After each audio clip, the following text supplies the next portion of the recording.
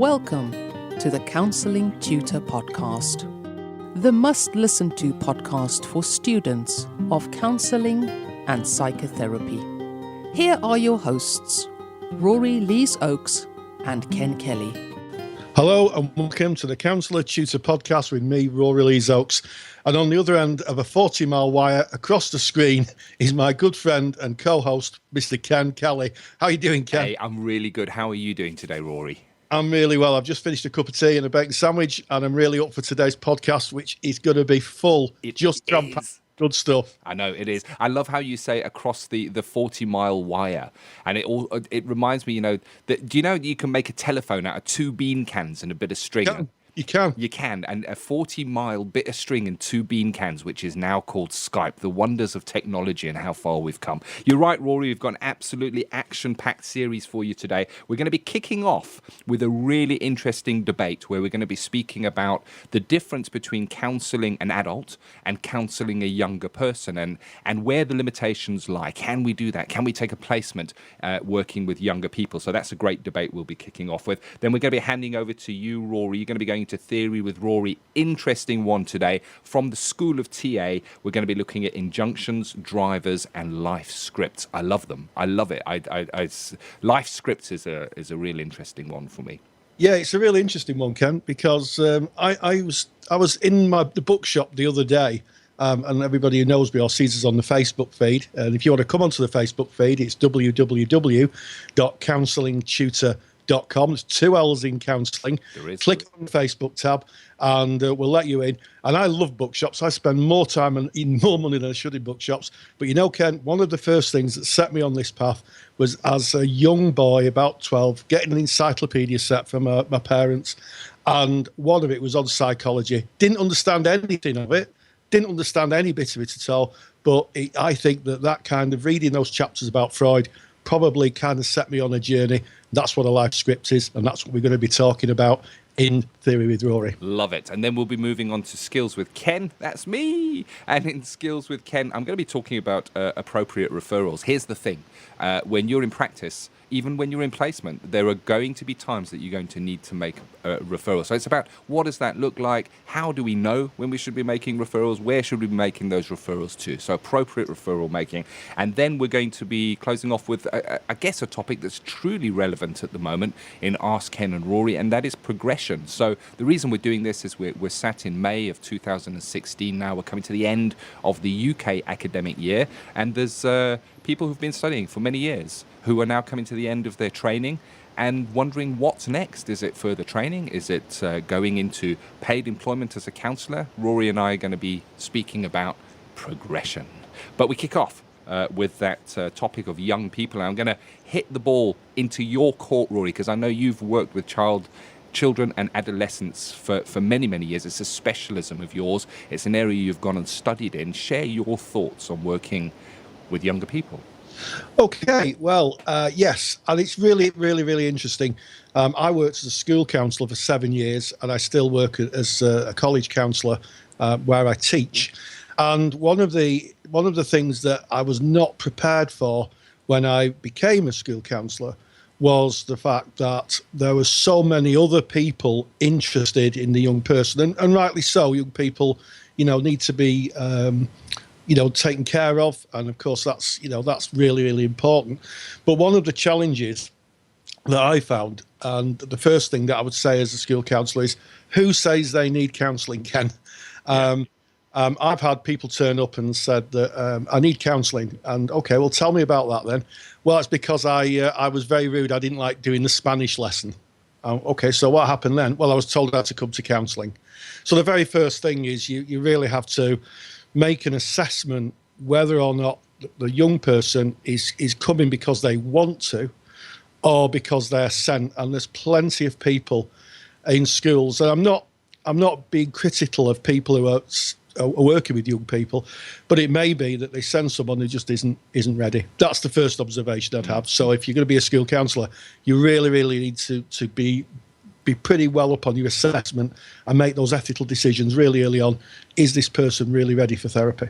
100%. And the interesting thing is when we start our introduction to counselling concepts and you do your very first course in counselling, one of the first topics you cover is what is counselling, and it's really enlightening. You may sit in that lecture and go, wow, is that what counselling really is? And taking that into consideration, it's understandable that maybe others working with young people don't fully understand what counselling is and when somebody is appropriate for counselling. So it's a tricky area, and I think an area that requires specialist training. It's certainly not an area that I would be recommending anybody to do during their placements, because it's heavy material that is brought by young people. Absolutely, Ken. And also you need a good working knowledge of attachment theory. Young people sometimes have difficulties with relationships. They may come from homes that where the parents have divorced, or there's turmoil in the family. And one of the things you have to remember, unlike adults, young people, they can't escape from that. They have to live with their parents or live with someone. They can't escape from it. So sometimes what we have to do, we have to have triangulation meetings. So occasionally I've asked parents to come in and seen the parent and kind of got them to kind of talk and negotiate with their children. And that's worked really well. The parents that I've worked with have been very receptive to that. And as always, when things sometimes break down between two humans, it's about communication. And we've had just some wonderful conversations between a parent and their child, where the child feels secure enough in the world with the support of the counsellor to say what's really on their mind, and the parent feels secure enough in that room to be able to say what's on their mind, and they get rid of what I call double binds. In other words, when a child's given one message, a young person's given one message, and then they're given another. And we all do it as parents. I've done it as a parent.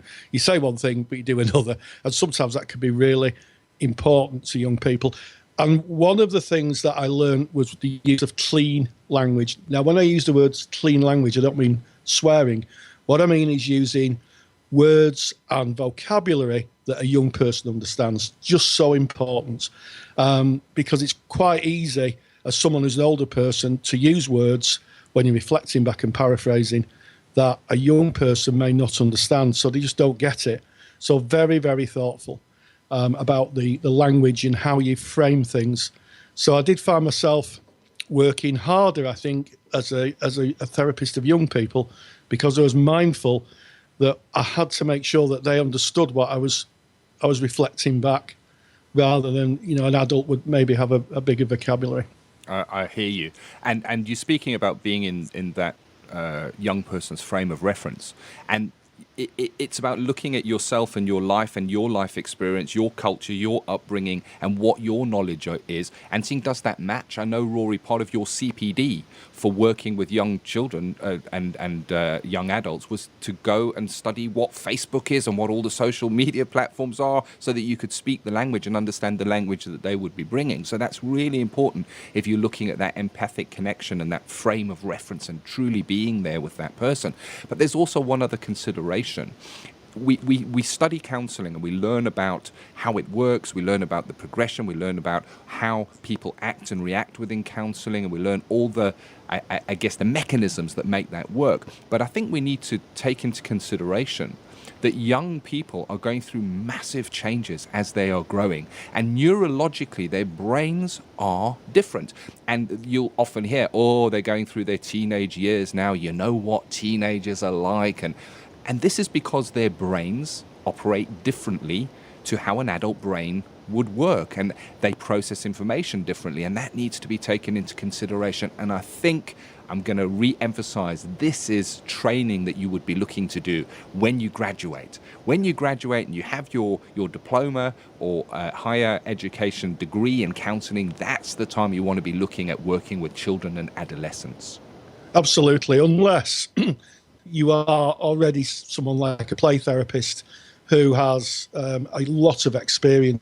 And we also have different kind of legislative, I can't say it, laws. We do have different laws talk about clean language, laws that govern young people. And one is called Fraser competence. And very quickly, a good few years ago, there was a woman called Victoria Gillick who took exception to GPs prescribing contraception to young people, young women under the age of 16. So she took it to law. It went to the High Court. And eventually, from that came the Fraser Review, Lord Fraser, and he talked about Fraser competence, I think she talked about Fraser competence, excuse me. And basically, you have to work out if the young person you're working with, and this is a key thing, 13 and above. So below 13, that's my understanding, you cannot apply Fraser competence. You need a different set of skills. So I only work with 13 and above. You have to work out if they understand the consequences of what they're doing. And they've got a right to confidentiality, which means that I've had a long discussion with the BACP on this recently, where they've got the right to confidentiality. So sometimes their parents may want to know things and you can't tell them. So it's a very tricky thing. And I'd agree with you, Ken, 100%. It is not something to go into in your training. Agreed. You need a good few years in general practice. Get general practice under your belt and then specialise, because it is completely different. And unless you're being trained in child and adolescent therapy, which I did a course on it, the courses that you do, generally speaking, unless there's a child and adolescent therapy module in it, will not prepare you in any way.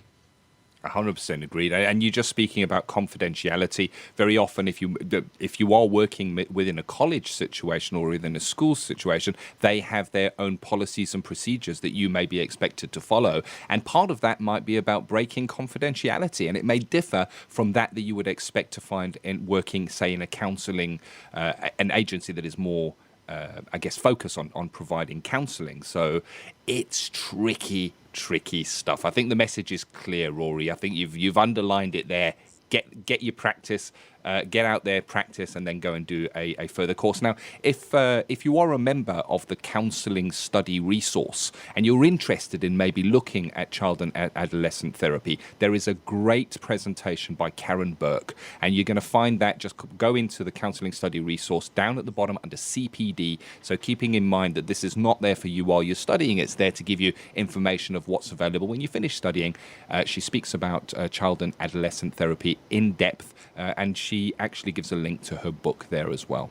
So as we leave, I guess, that tricky topic of child and adolescent therapy, we move squarely on to theory with Rory. So Rory, just give us a bit of an outline. We're talking injunctions, drivers, we're talking life scripts, we're talking, I guess, TA. We are, and I'm not a TA therapist, so I've done the TA 101. I did the first part of the TA with my good friend Bob Cook over at Manchester Institute for Psychotherapy. I'm just going to give you an overview. And basically, TA is a lot about how our childhood experience affects us as adults. And we're going to be looking at life scripts, the way that we view our world as children, and then build that as a story that we carry through our lives. And injunctions and drivers. Injunctions basically are things that we're told to us by our parents or significant people that may kind of have an influence on how we live our lives. And drivers, well, they're a little bit like a survival mechanism. So it's a very short overview. It's a very big subject, but I've just covered it enough for people maybe who are writing assignments and wanted to do it for their course. And also, I'm giving away free my injunction and driver picture, which is really good for anyone who is doing their studies. It's a graphic representation of how injunctions and drivers work. So be sure to go onto the website and download that free handout that I made. It took me ages to do, Ken. I love it. And it's got pictures of balloons in. And with pictures of balloons, you cannot go wrong. So how do balloons relate to injunctions and drivers? You're going to find out now with Theory with Rory. Counselling Theory with Rory Lees Oakes. Ignatius Loyola, who was a founder of the Jesuit order, is often quoted as stating, "Give me the child to the age of 7 and I'll show you the man." In the world of counselling, it is well known that early childhood experiences forge both a child's personality and the view they take of their destiny. Psychotherapist Eric Byrne developed the idea in transactional analysis. He called them life scripts. These scripts then continue to have a deep and unconscious effect on how we live our lives. They affect the decisions we make. They control what we think, what we could easily do, and what we could never do. They shape our self-image, and yet we seldom realise where they come from, or even do not know that they exist at all. Our life scripts are often encouraged and shaped by parents and other family members whose life scripts were shaped by their parents, and so on and so forth. In this way, we become a product of our family's history. Likewise, our scripts are also woven by cultural and social influences, such as the media. As children, we believe that the big people, such as parents and teachers, are those who tell us who we are and how to live our lives. Statements like "you are clever," "you are naughty," "you're a waste of space," "you are good," are observations told to children, and for some form the basis of their life story, which they go on to write subconsciously through the years of their life. I'll give you an example. One of my form learners worked as a paramedic. During the lesson, I asked her what had influenced her decision to do this work. She stated that she could not exactly put her finger on it. I asked as a child what her favourite TV show was, and she stated Starsky and Hutch, a 1970s American cop show in which the heroes drive around in a car with a flashing light on top, rescuing people from danger. She reflected, that's pretty much what I do for a job. Another example is from my own family. We have always valued reading, both for pleasure and to inform ourselves. Long before the internet, when our daughter was young, we would spend Saturday mornings at the library. She went on to attain a degree in library management, a master's degree in education, and at the time this podcast goes live, she'll have graduated as a teacher. Her job? She manages a library and is an accelerated reading specialist. Life scripts shape our thoughts and actions and the stories we tell ourselves. If my life script does not contain being a pilot, then I will never wonder about such a career or wish I could have been one. If I thought of myself as inferior, then my life script will position me as such. Life scripts are defined within the field of transactional analysis and are so often viewed within the frame of parent, adult and child model. Script messages are seen as coming from modelling. That's the way that adults and our friends behave. Attributions, being told you're like. Suggestions, hints and encouragement, such as always do your best. And injunctions, demands to do or not do things. And typical injunctions are statements made by parents or significant people in someone's life. And they're usually around things like don't do that, don't be you, sort of like behave yourself. Sometimes children are encouraged not to grow up. Don't grow up. Their parents rather would have them as a child than someone who is an adult. Don't feel. Don't be well. Don't belong. Don't be close. Don't be a child. Don't think. Don't feel. Don't make it. Don't belong. Are messages that children receive. As a consequence, subconsciously interjecting injunctions, we go on to develop a mental counterbalance, and they're known as drivers. So injunctions are things that we are told as children, and drivers are the strategies we use to survive in the world. And the best way of understanding injunctions and drivers is to think of yourself in the deep end of a swimming pool. Tied around your feet are injunctions. They're made of lead, and at any minute you could drown. They pull you under in an emotional sea, for want of a better metaphor. So you create drivers, and these look like balloons filled with hydrogen that float. By holding onto the balloon strings, you counterbalance the lead weight and you don't sink. So the injunction, don't be important, may result in the driver, be perfect. For example, by just being myself, I'm told in the past I am no interest to anyone. I have to show a perfect performance to deserve love and appreciation, which is a be perfect driver. Please others is another driver. It may be that with someone with this driver, they feel that they've no importance, they're worthless, have no rights, and in order to mean anything, they have to serve the well-being of others. And that could be the don't belong injunction. Hurry up is another driver. Since no one's interested in me and I'm not allowed to take space or time for myself, I always miss important things in life. What injunction is that? Well, it could be don't make it, don't belong. And finally, try hard. That driver is about, I can't do anything truly well. I can't finish anything unless I make the ultimate effort. And even when I can't always make it. Don't be would be the injunction. So when we receive injunctions, we naturally produce a driver to counterbalance them.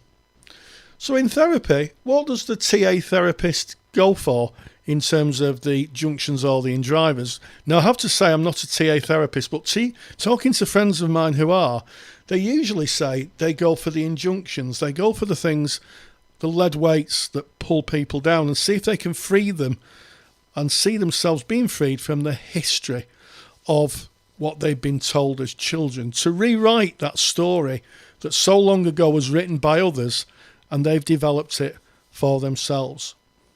So at the end of this podcast, it might be worth reflecting on, what stories did you or were you told as a child? Were you told things like don't belong, don't exist, don't feel?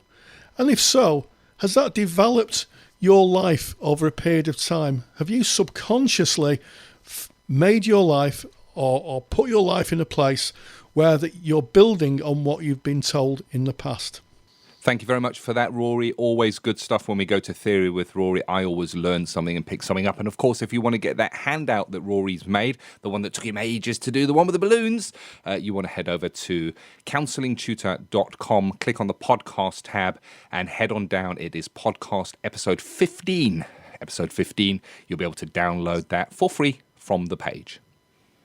Yes, so I'm coming out of my live script, Ken, and asking you what skills are you looking at today in Skills with Ken? Yeah, well, it's not really a skill, but it is part of what we will find while we are practicing our skills. Skills is about being there face-to-face with a client, and there are times when we're going to find that our skills don't match what the client requires. Maybe it's our modality doesn't fit, maybe it's something else, but we're going to have times when we need to make appropriate referrals. So today I'm going to be looking at the process of making those appropriate referrals.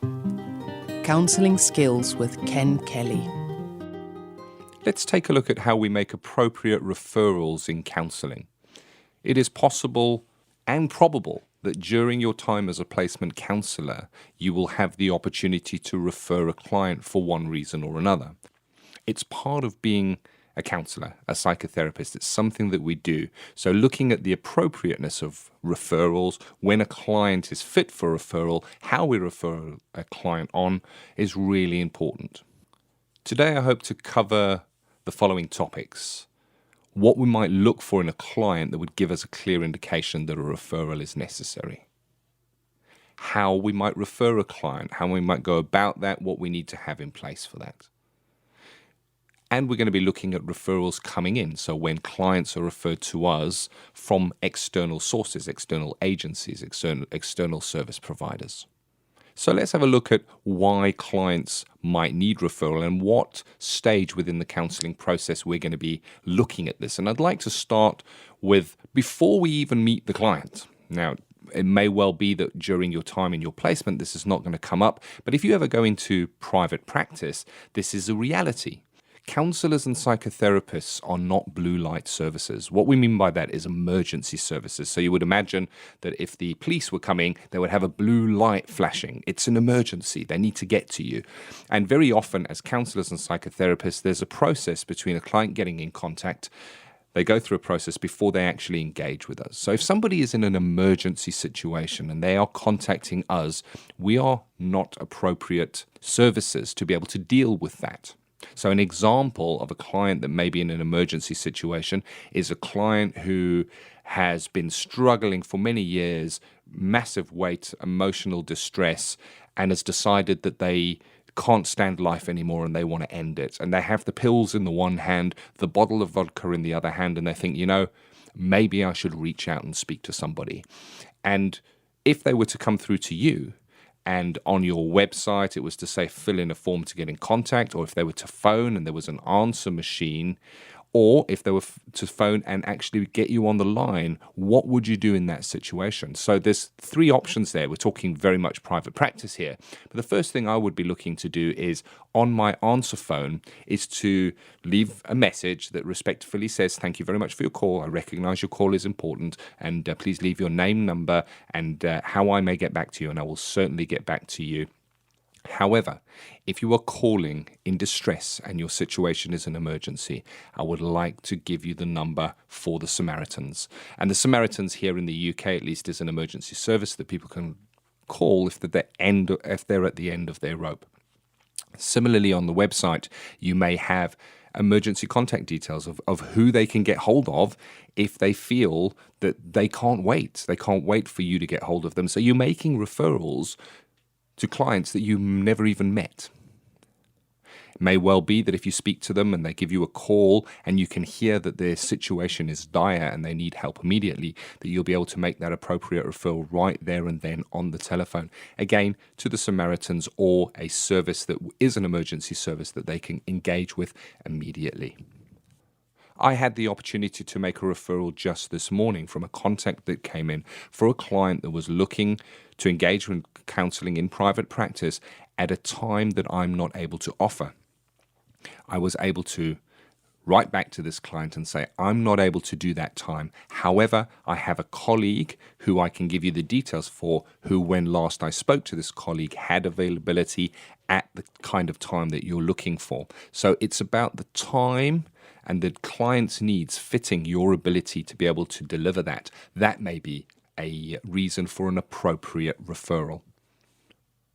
Another opportunity to refer a client right at that front door as they come in for those first sessions, and this is maybe more related to working in your practice. You may have different counsellors working within your placement, and a client is referred to you. And I'm going to use an example here of a female client that is referred to me as a male counsellor, and it is evident from the first material that this client brings that their issue is around men or a male figure. I might say to this client, I wonder when you first engaged, were you given the choice or the opportunity to choose whether you wanted to see a male counsellor or a female counsellor, and hit that back to them? Because if they would feel uncomfortable with a male, it would be inappropriate and I guess disrespectful for them. It's going to really hamper the rapport building and the process of the counselling, potentially. I'm not saying it will, but potentially, and it's about giving the client that choice. And it may well be that client actually says, well, you know what, nobody actually asked me, but now that you are asking, I would actually prefer it if I was with a female. And of course, that's not just male, female. There's a number of different instances where that may be appropriate. And it's about having a think of when that might come up and when that would be appropriate and offering that choice to that client. So there's an appropriate referral right at that front door in that very first session based on the client's needs and the client's choices. Right there at that front door, we might be looking at the presenting issue, what the client is bringing, and looking at our ability to meet their needs within this situation. So I'll give you an example. If you're working in a placement or in an agency where you are able to offer 6 sessions, and that's it, you're limited to 6 sessions that you can give to this client, and a client enters and their issue is historic child abuse, that dates back many, many years, and there's obviously massive trauma there. It is unlikely that you'd even scratch the surface or build the trust that is necessary to go into the depth of the material that they may bring in 6 sessions.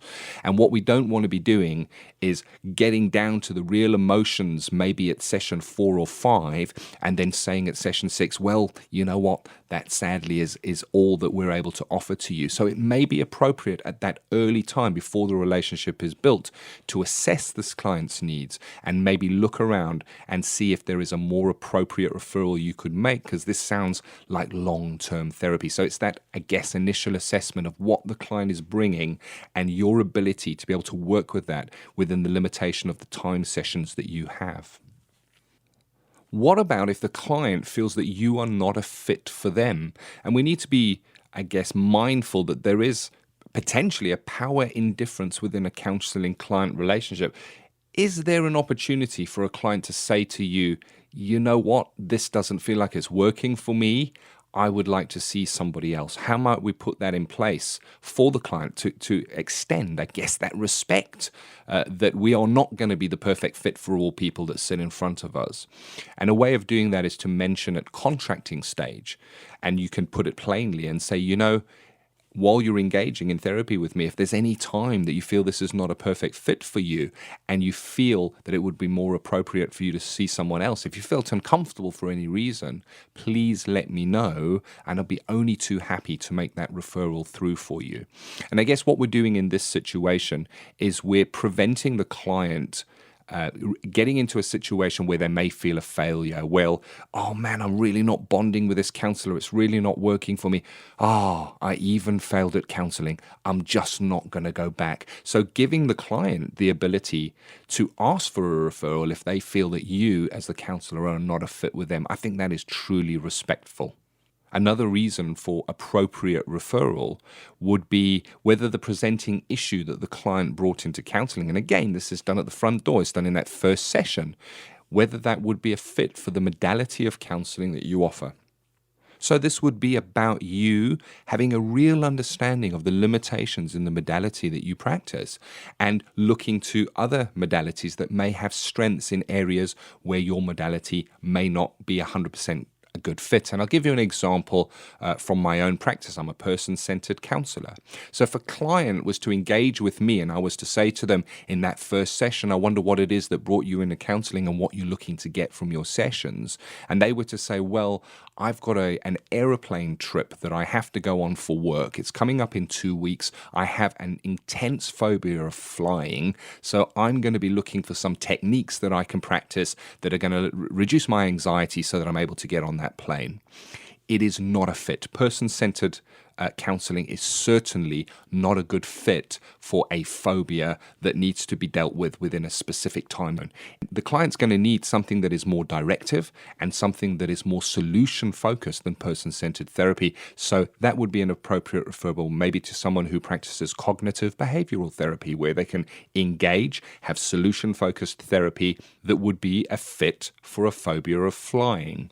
So understanding the limitations in your modality and where you can refer those people onto, really important.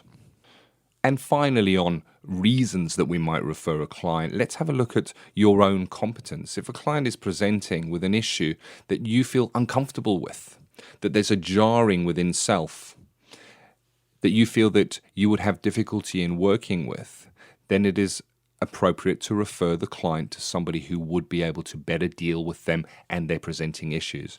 What we don't want to be doing is having a client present with a certain presenting issue and then for us to be hitting the books to try and learn as quickly as we can about this presenting issue and how to deal with this client. There are times when that is appropriate, but this is certainly something I would be encouraging you to take up with your supervisor to ask yourself, am I the right person to deal with this client? So I'd like to move on from why we might refer a client to how we might refer a client. Well, firstly, it's a real good idea to have a list of the services that you can refer into. Many times you'll be working in an agency and they will already have a list. So that's something definitely to ask when you go for your placement. Ask them, what services or agencies do you refer into, and can I have a list so you can familiarize yourself with that, as opposed to familiarizing yourself with those services when the client presents, saying, oh, hold on, I think we've got a list here. Let me have a check if there's somewhere I can send you, to rather have looked at that beforehand, have an understanding of the services you can refer into. If you're running your own practice, then put together your own list. Take some time, take a good few hours to look around at the services that are offered within your area that clients may be referred into, that they may wish to engage with. There are some times that we will maybe refer a client yet still keep the client, and that might sound a little bit strange, so I'm going to give you an example. Let's say a client presents to you and they say, I've got a massive problem, my life is falling apart, my wife wants to leave me because I can't stop drinking. I just find myself binge drinking all the time. I go through periods of abstinence and then I drink again and I keep on messing up and I don't know what to do. It may well be you don't have a specialism in working with clients with alcohol dependence or a tendency to relapse and binge drink. So you may be looking to refer that client on to a service that could support them around controlled drinking or abstinence from drinking. But you could probably still keep that client if you contracted it correctly with the client and work with them on the overspill, the secondary presenting issues of their life being in turmoil. So you can work with them and maybe support them on the more emotional side of things, and you may be referring them through to a specialist who will work more directly with them on the presenting issue, which is really the alcoholism which is causing the problems. So there's an opportunity of where you might be working in collaboration with, and I guess important when you are working in collaboration with it is always with the client's permission, firstly, and secondly, the agencies that are working together with the same client should be aware that you are working with them and that they are working with you. So it's an understanding that there is transparency there. And I guess why is that there? It's to prevent mixed messages. It's prevent one agency saying you should be doing this and another person saying you should be doing this, which would send confusion to the client. But if there's an understanding that the alcohol service is just working on the alcohol and you as the counsellor are working on the emotional side of things, then that can be a really respectful and beneficial relationship for the client. Another tip on how to refer is to build up your own network. Yes, you have the list of services that you may be referring into, but you can actually start building your network for referrals right now. If you're a learner, if you're a student, if you're in placement, look to your peers, because chances are they're going to be going out into the world and they're also going to be counsellors. And I certainly refer to my peers that I studied with, and I get referrals from them as well. You may meet people on CPD training events. Take their names, their numbers, find out how what it is that they specialize in, and build yourself a network of people that you refer to, and hopefully that will refer into you as well. If you have needs for referrals, speak to your supervisor. Your supervisor, again, will have a list of contacts, maybe their own network, maybe their own list of services. So if you hit a blank on something, speak to your supervisor, ask the supervisor, and your supervisor should be able to help you with an appropriate referral as well. You can, of course, if you're working in an agency, go to the practice manager and do the same. They also will be able to help you if you hit a brick wall, or they should be able to help you, or at least there's two heads thinking of the appropriateness of the referral and where that may go to. So if you have a network or a list of people that you refer into, speak to them regularly. So an example of that is within my own practice. I have certain colleagues. So if I'm full, rather than asking a client to sit on a waiting list and wait for me, I will give them the opportunity and say, either you can go on my waiting list or I will gladly refer you to a colleague. What I don't want to be doing is referring them through to a colleague and then getting through to the colleague, maybe sending an email or phoning the colleague, and the colleague going, oh no, I'm also full. Let me see if I can refer you on. This client's now been passed from pillar to post. So it's disrespectful, and I wonder what message that might be sending out to that client. Contact and speak to your network and the people on your list regularly so you know what their availability is. And finally, from me on how to refer, I'd like to look at when you're working with a client. You maybe have a few sessions in with this client, the relationship is built, there's trust, you feel that you're getting to relational depth, and then this client brings something into the relationship that you feel you can't deal with, that you feel is need for referral, and that may be a mental health issue. It may be that the client says, you know what, I've never told this to anyone before, but there are times that I hear voices, that there is something that definitely needs to be investigated and looked at for the benefit of that client there. And we as counsellors and psychotherapists are not qualified to do that. So we need to make an appropriate referral, but at the same time, we need to recognize that we are in a relationship with this client. So maybe a way of handling that is to speak about the referral that is needed with the client, and maybe you can contract or recontract with the client to be with them through the process as they are being handed over to the other service. So an example from my own practice is I worked with somebody at one stage where exactly this happened. When the trust was built, they felt that they could share that they were having what appeared to me as being additional needs to what I could meet. Rather than just saying, right, that's me done, I can't do this anymore, and stepping back and leaving that client vulnerable, I held the client's hand, as it were, as they transitioned from being with me into the new service, because there was a process. They had to make an appointment, they had to go for an assessment, then a date had to be allocated, and that process was 6 to 8 weeks, if I remember correctly. I was there with that client, but I did recontract with the client saying, we won't be able to work therapeutically together as we have been, because I didn't want to run any risks in working with somebody any further. But what I did say is, I will certainly be here, so I will certainly still give you the time. Your time slot is still here. We'll come and we'll have a chat. And we did, and we chatted about the referral process, and we chatted about what he might or she might experience going forward into that. So there's an example of that. So there may be hand-holding from time to time, and we just need to be mindful. As soon as we see that there is an opportunity for referral, if there's a relationship developed, we can't just drop the client. What message does that send to the client? The stuff that I'm carrying is so heavy, even my counselor can't deal with it. It just sends a really tricky message there. I've just touched on the tip of the iceberg, and this is a subject I seriously suggest you speak about with your peers, with your tutors, in groups. It should be debated, because you will be making referrals. And it's about understanding how you might make referrals. What's that going to look like? Thinking about it before the time actually comes, so that you're prepared, so that you've at least considered this when the time comes to make the referral. And there may be letters involved and documents involved if it's interagency. So it's a really deep subject and worth having a think about.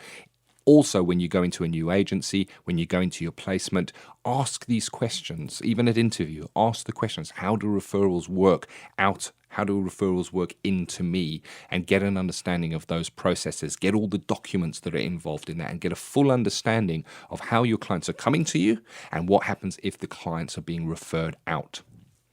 I just wanted to end with referrals in, because when we speak about appropriate referrals, it's usually we think about those referrals as going out, but referrals come into us as well.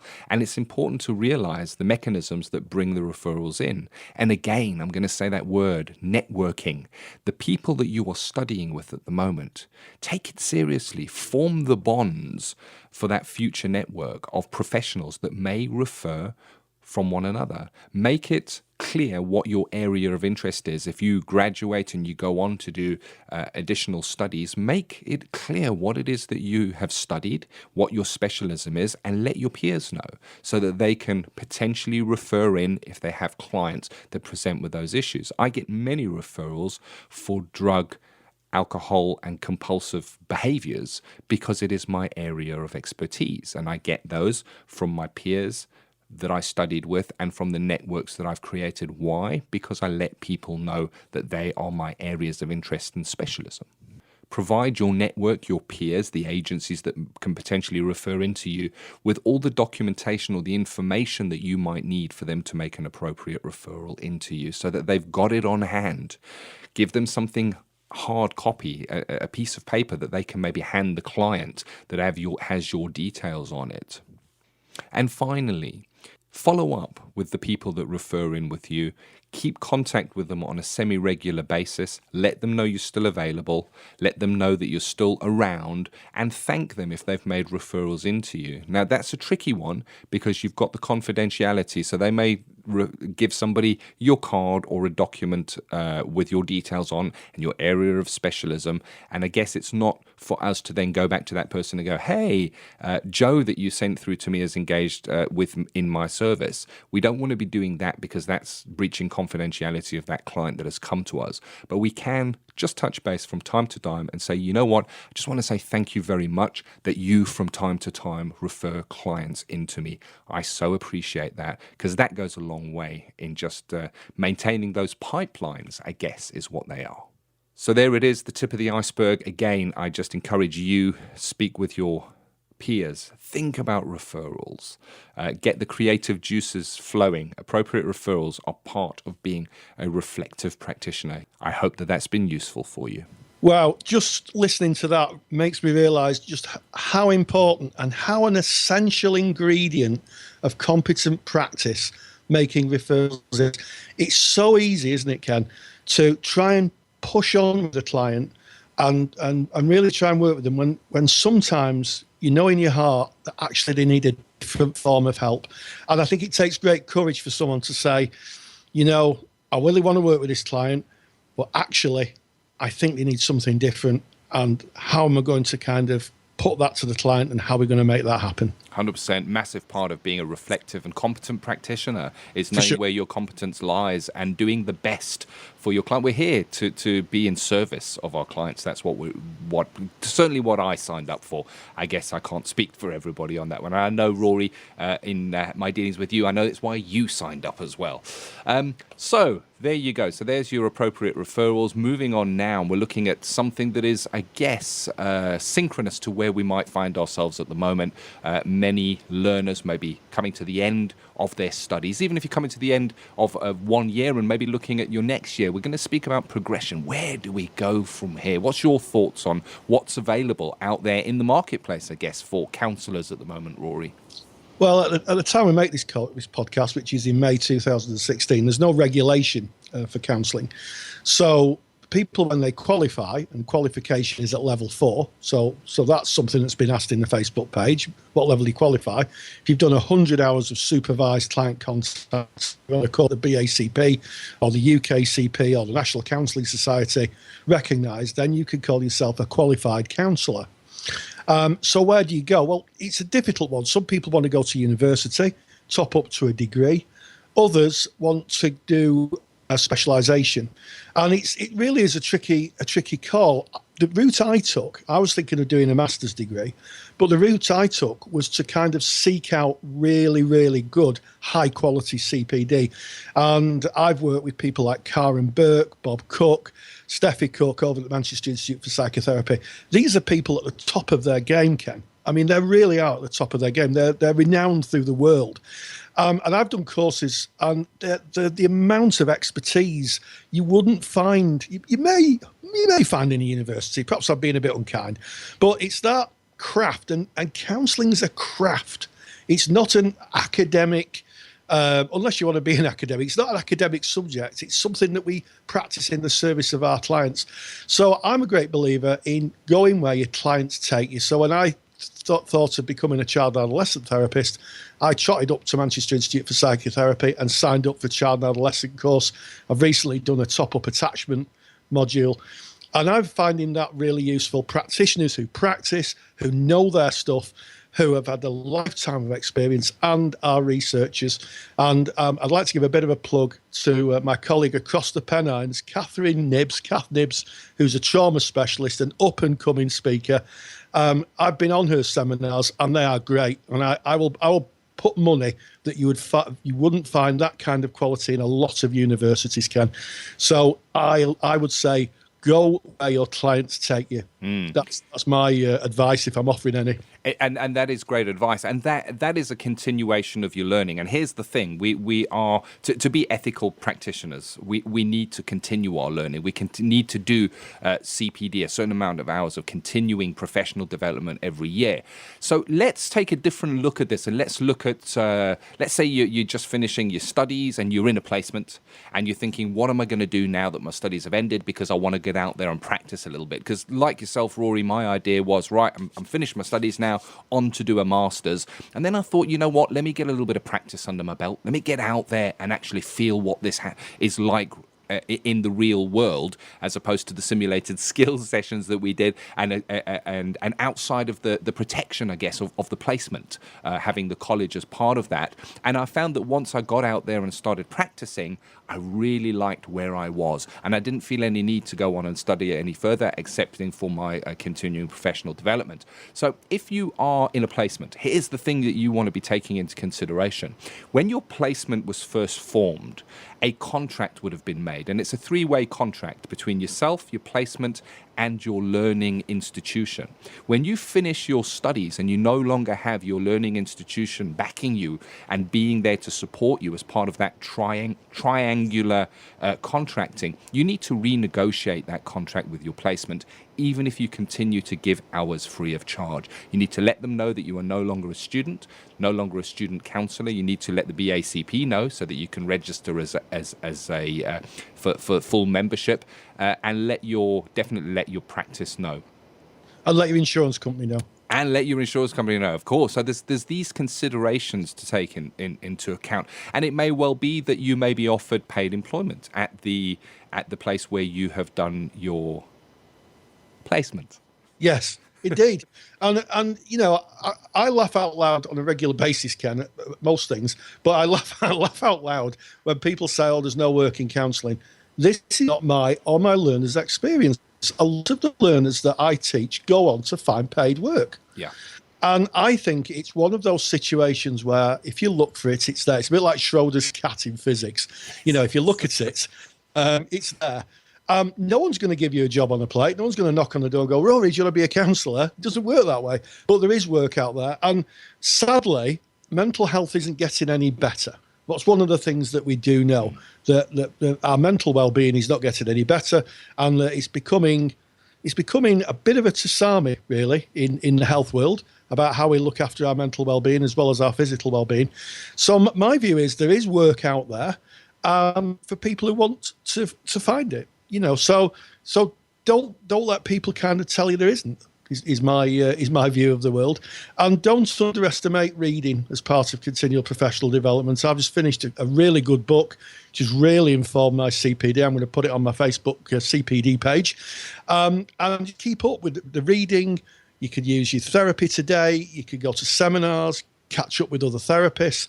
It's just a rich world out there that develops that craft. And that's what we're in, craft. I agree 100%. And when it comes to that myth that there is no paid employment out there for counsellors, then it very much is a myth. Think back to when you were going into placement. Remember, if you take yourself back there, maybe the apprehension you felt, maybe going to possible placements and being turned down and them not coming through, but you found a placement. And you were able to go through and do your studies. Of course, I'm speaking now to people who will have just be finishing their placements.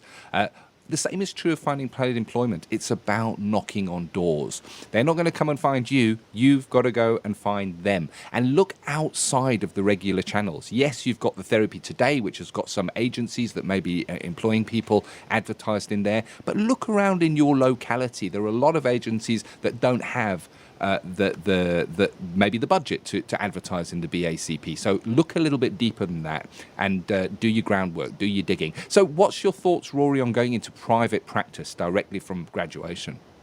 Well, it's a really interesting one, Ken. I think that, in fact, I just led a seminar with my year 2 learners about going into private practice and gave them some practical marketing tips that I seem to remember that you told me, Ken. But I think that you can go into private practice. I think I would say that you need a little bit of an understanding how to run a business. I'm not being patronising here. And also you need to think about the dynamics of running your own business, where you're going to be seeing the clients. Are you going to make enough money to cover your supervision? Are you going to make enough money to eat, which is really important? So I think if you just decide I'm going to leave my job tomorrow, set up in private practice, you might find yourself having a few lean months.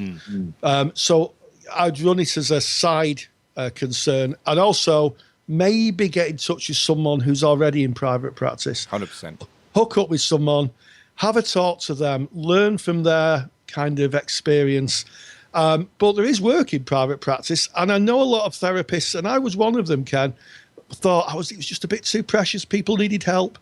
And I think that if you want to be that kind of person, that's fine. As I said to my seminar group, you know, Mother Teresa did really, really good work, and she was happy being how she was. Yeah. But if you want to kind of earn a living, that's fine too. And, you know, we talk about client autonomy.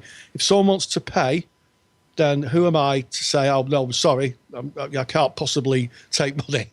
You know, I think it's okay. It's two different places. There's a place for free to access counselling, and there's a place for private practice. I agree, and just to go back to that point you made, Rory, there's a saying, build it and they will come. This is not necessarily true, that you build a private practice, get yourself a website online, and then all of a sudden, nothing happens. Because to drive traffic to that, you need marketing experience. You need to have everything in place. Where you're going to meet the people, is that a confidential setting? Does that come with a cost? Who's paying that cost if you've got no clients coming in? So much to take into consideration. Is it doable? Of course it's doable. And I know that the BACP have some courses that they offer on going into private practice, and that's maybe something to look at, because there's a lot to consider that is maybe not covered in most courses. I know, Rory, you do. You go outside of the specified work to bring that module over to speak about going into private practice. But maybe within your learning institution, it's not covered in the depth that you would like it. So seek that information out. Keep your hours up. Keep yourself in practice, and of course it is a possibility. I found myself going into private practice and I absolutely love it, so highly recommended. But hey, it's got its tough times as well. You do love it, Ken. And in fact, I'm going into private practice as well, and I've got a background in business, but there are things that I learned on the way. So, you know, you're never too old or too experienced to learn. Take that opportunity. So there you have it. That is episode 15 of the Counselling Tutor Podcast. So kicking off with young people, looking at those injunctions and drivers with Rory, and of course the life scripts. And don't forget that free giveaway that you can get by just going to the podcast page. Look at the show notes. It's right there. Just click on the link and you can download that. We've looked at appropriate referrals and, of course, what may be the next step for you, that progression from finishing your study. I've loved being here, as I do every week, and I'm looking forward to the next episode. Absolutely. And hey, stay grounded. And take care. Thank you for listening to the Counselling Tutor Podcast. Find the show notes for this episode on our website at www.counsellingtutor.com.